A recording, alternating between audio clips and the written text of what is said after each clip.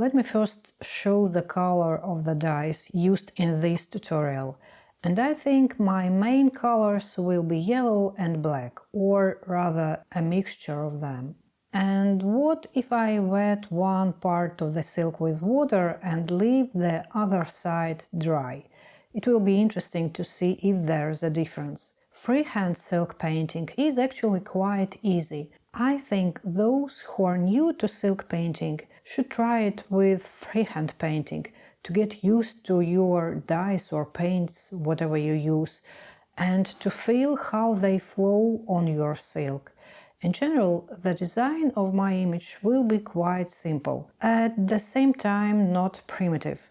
I will show how you can diversify the image, make it more interesting. You can use any brush you like or whatever you have. As you can see, so far I have drawn just wavy stripes.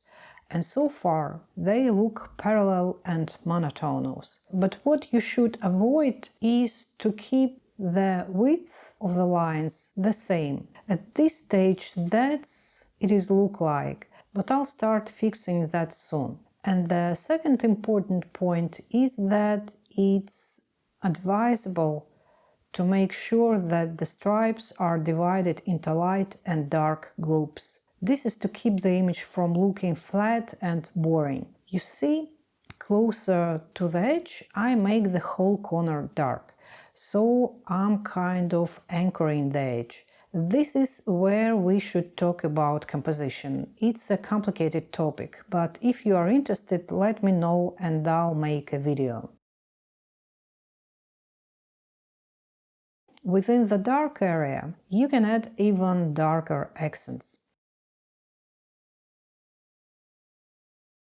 The left side of the silk was dry, the right side was wet, and I'm gradually getting closer to it. I'll say in advance that in my case there is no much difference, but if you have thin silk, it dries quite quickly. And of course you can paint on dried silk in this technique too, but if you want to keep the transition soft, it's better to wet the silk. Now I'm changing the direction of the lines a bit, changing the length of the strokes, but generally keeping this area light. And now I would like to add dynamics and tone the line quite radically. It doesn't fit in the shot, but now I'm going to move the frame. I didn't have a predetermined concept of the drawing.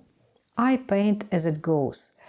And look how differently the dye spreads along the same line.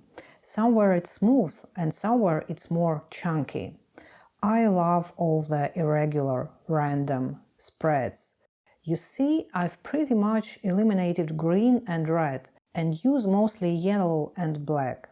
If you add more yellow, the color goes to more olive side, and if you add more black, it's more gray. Overall, a very elegant, understated range. Let me wash down the color on the palette and I'll show you. I take the yellow, add black, and that's kind of noble color I get. Of course, a lot depends on the exact hue of the yellow and black. I talked in more detail about color in this video, but if you use any two colors, mix them in different proportions, leaving them more saturated or diluting them with water, you will 100% get a great result. I already love this spiral form. It's quite lively and interesting, but I would like to change the character of the strokes, making them like dots. And they also spread out in different ways. And they also can change color. In some places they can merge into one big spot. And it's interesting effect too. Now I've got a pure black color. And I'm going to darken this corner here. This is to support the dark color on the other side, so that the dark big spots kind of echo and interact with each other.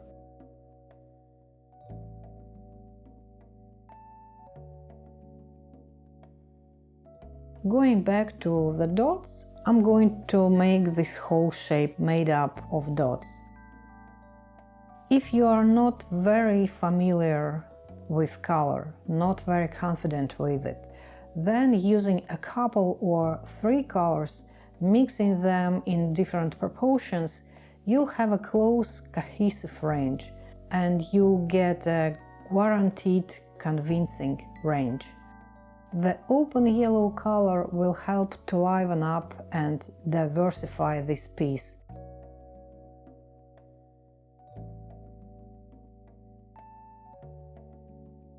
And now I see that the left part is stylistically different from the right one. To balance them, I'm going to add dots here too.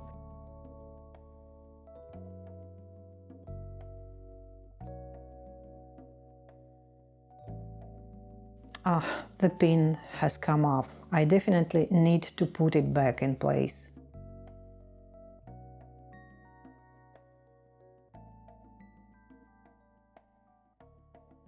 Now I'm a bit hampered by the brown color. If you remember, at the beginning of the tutorial I used red and green, which when mixed gave such a brown shade, so I'm overlapping it. In doing so, my individual dots have merged a little bit, but it's okay. And I guess I could draw more spirals.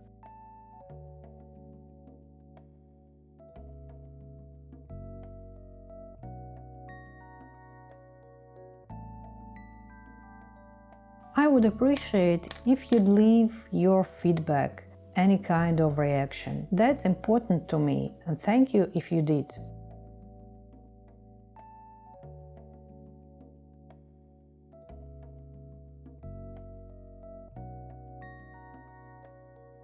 No, I don't think I need this one. I'll wash it out. I love freehand painting. It gives you so much freedom, so much flexibility. You can reinterpret, change things at any time. Now I'm going to add some detail to the light field. It's important not to get carried away and paint too much, to leave a free light environment around the spirals, as if to leave some air for them.